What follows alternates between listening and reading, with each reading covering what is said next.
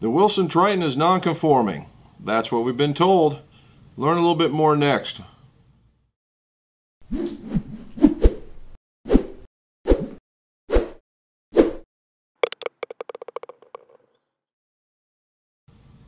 Welcome back to the McGolf Shop.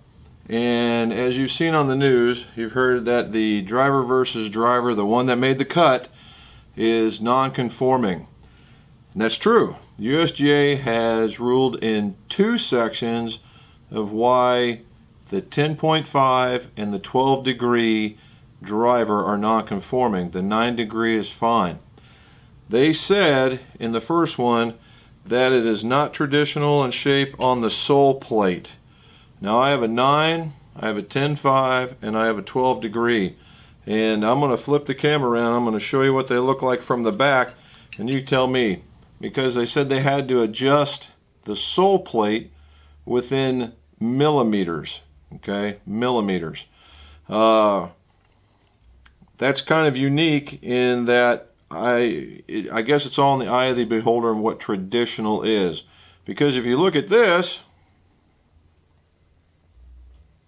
I'm thinking this is really much in that non-conforming shape, but they approved this one.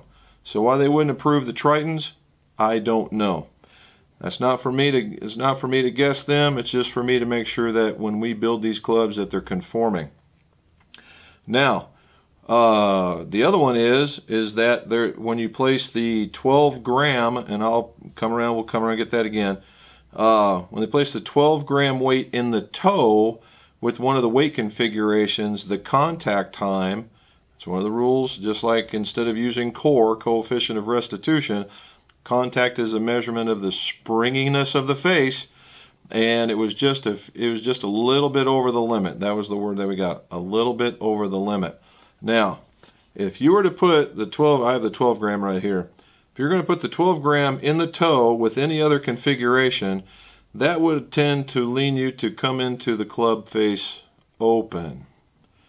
I don't know too many people that would want the 12 gram on the toe.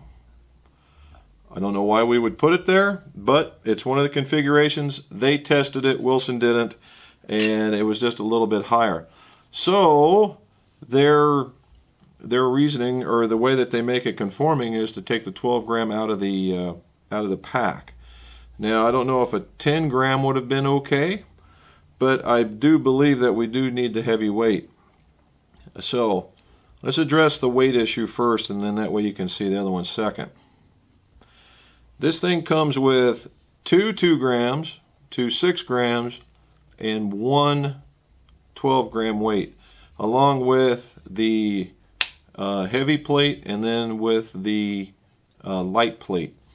And what you do is you remove all 3 of these screws, you remove the plate, put another one on, put all 3 screws back in whatever configuration you want.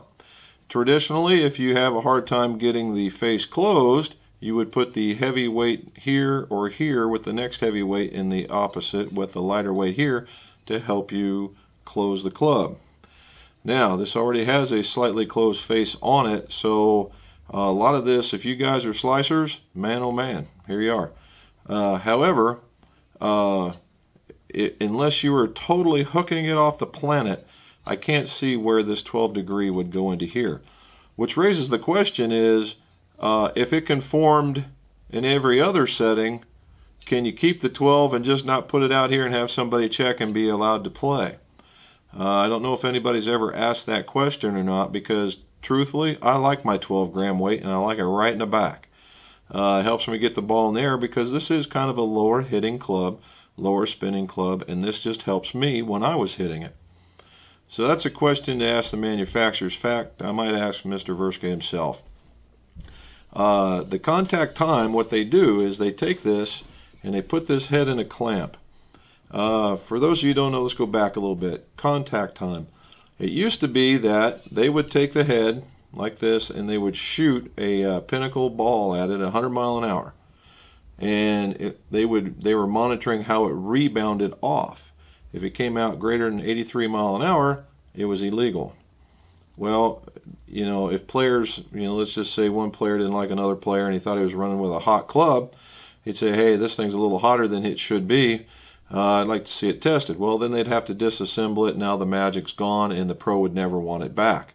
So now what they came up with is contact time. So you can put the whole club assembled into a clamp like this, and then it raises an arm to a pivot point, much like a trebuchet kind of thing, or just like a hatchet. It comes down like this, and there's a sensor on the end of this, on the end of the hitting area, and it measures contact time in microseconds. Okay, and you get a certain amount of microseconds plus or minus its inaccuracy. So if it's above that, it means that it spent a little bit too much time on the face and it's springy. And that way, when it's clamped in here, it's mobile, so you can do it on site right away and tell whether or not you have an issue or not. And it kept the club intact. It was actually a pretty good idea. So when you move the 12 gram, you move all this around, you put the 12 gram weight right into here, all of a sudden the contact time got a little higher. And I'm trying to figure out how that made a difference. If it's truly just clamped in one spot, how that could possibly be, but it's a center of gravity moving. Now, I don't, the old philosophy of it takes 10 grams to move the center of gravity around the club, which means that, and that's dynamically, okay? I don't know if that means just by holding it. That's another question to ask Mike. I'm coming up with all these good questions while I'm talking to you. So we're going to have to take a look at that. Okay. Then the second one is it's traditional in shape. So they're going to move this piece back. Now, how are you going to tell if you got a good one or you got a bad one? Well, I'm going to pop up a picture here. You see where that is, where it says DVD, driver versus driver? That's going to be the conforming plate now. So if you see the Triton with the conforming plate, then you know you got it. So let me come around here and I'm going to show you the different ones, and you can tell me what you think. Okay, so on the left is the 9 degree, in the middle is the 10.5, and on the right is the 12 degree. I'm going to try and give you a little bit of a scan. That's probably a better picture. Then you have that one.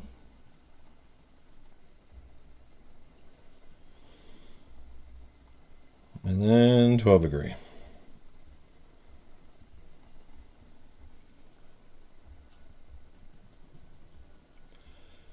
So I'm not real certain how much we have to trim, but that's where it's at.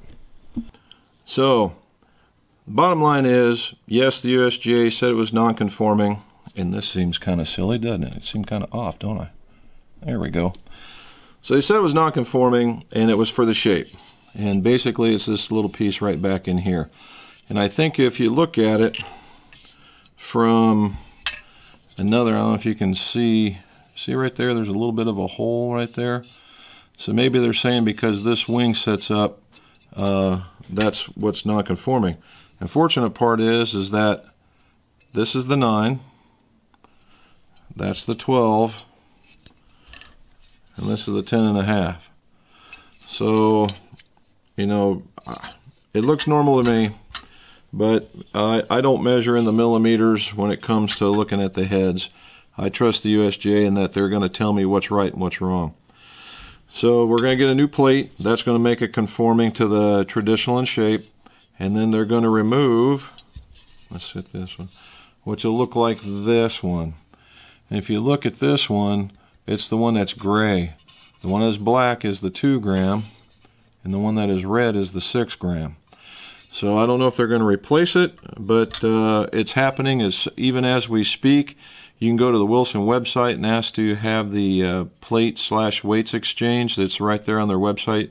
I'll probably put a link down below in the show notes. And there's the Triton. So if you've bought it, don't panic. If you're wondering about it, don't panic.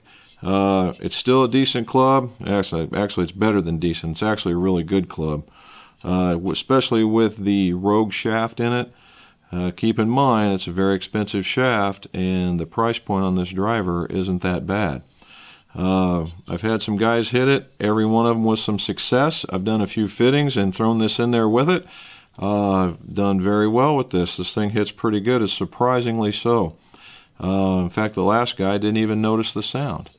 So, keep your eyes and ears open. May post something underneath when they finally deem it to be conforming. And so Wilson is a good company. They've been around for 100 years, and they've never done anything like this before. I give them kudos for doing the driver versus driver. First time, the kind of a marketing ploy for that, and it turned out that they came out with a really good driver. And the fact that they had to wait very, very close to the release date because they didn't want to give up who was going to be the winner. It's kind of a pickly situation. So we live and learn. So the next time that this happens, they'll know to test every component of it, and it shouldn't happen again. And again, thanks for watching. If you like more of this information, subscribe. If you like the video, like. And again, let's see your scores go low.